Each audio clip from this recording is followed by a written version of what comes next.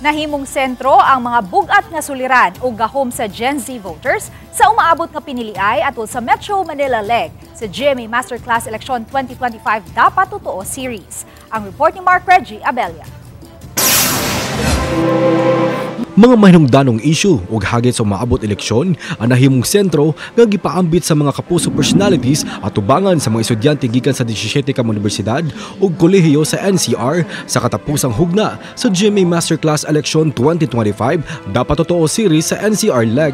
Lakip na niini ang soliran sa sistema sa eleksyon sa Pilipinas nga gihimugatan sa award-winning documentaries ug GMA Integrated News Anchor Atom Aurelio. Kung gusto natin makakita ng mga pagbabago, dapat hindi natin tigilan.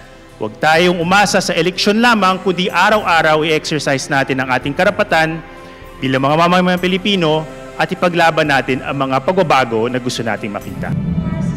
Vote buying o vote selling usab ang gihusgutan ni award-winning documentaries or broadcast journalist Sandra Aguinaldo. Don't think that this is not about you or this does not affect you.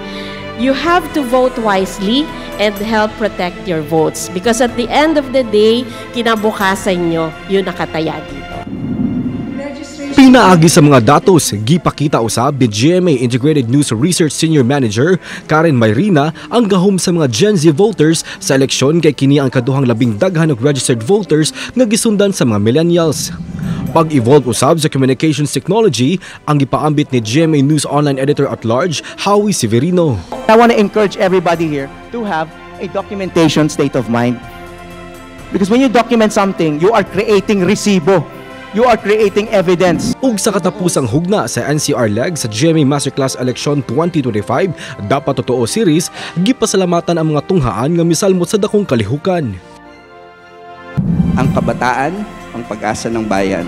We are hopeful you will try to live up to His words, just as we are hopeful you will join us in upholding an honest and truthful election, and further join us in our fight against misinformation and disinformation. This event is an important venue for providing students with information, knowledge, and inspiration from leaders in various fields. Kauban si Clarence Gabutin, Mark Reggie Abella. Balitang Bisdak.